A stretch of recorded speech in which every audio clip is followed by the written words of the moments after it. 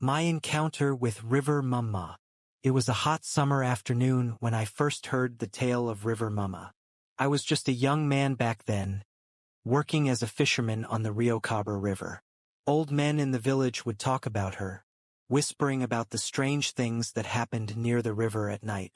They said she was the spirit of the river, a protector, but also a punisher, a woman with a golden comb who lived in the depths of the river.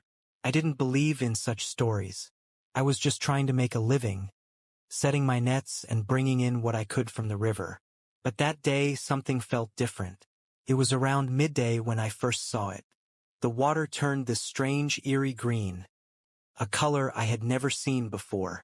At first I thought it was just the sunlight playing tricks on the surface. But then I saw her. She was standing in the water, waist deep, combing her long black hair with a golden comb, the sunlight reflecting off the comb like it was glowing. She looked beautiful, almost unreal, her upper body like that of a woman, and the lower half, her tail, shimmered like scales. I froze, unsure of what I was seeing. I remember thinking, this can't be real. This is just a myth, a story passed down by the old folks. But I couldn't move. I felt something inside me, a pull, like the river itself was calling me, urging me to come closer. But then I remembered the stories. They always warned of greed, of those who got too close.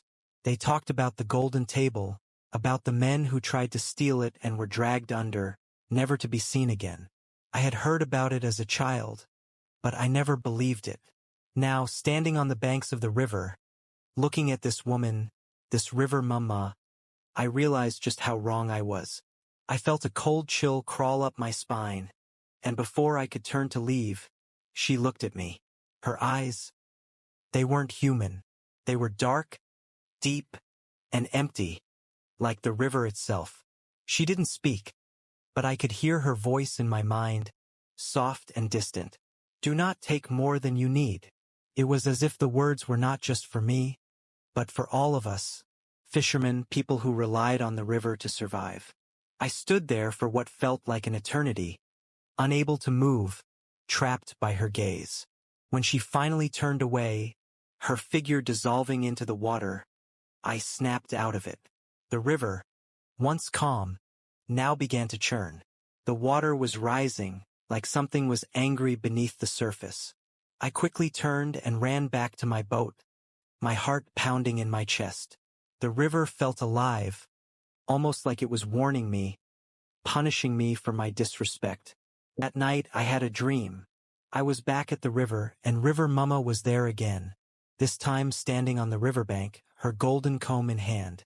But this time, her eyes were filled with sorrow. "You took more than you should," she whispered, her voice echoing in my head. "The river is not yours to exploit." I woke up in a cold sweat, my heart racing. The dream was so vivid, so real. It was like she had been speaking directly to me. I didn't know what it meant, but I knew one thing. I had to respect the river, respect its power. The next day I went back to the river, but this time I didn't fish. I sat by the banks, offering a prayer of respect, as the old men had taught me. The water seemed calmer that day, and the strange green hue had vanished.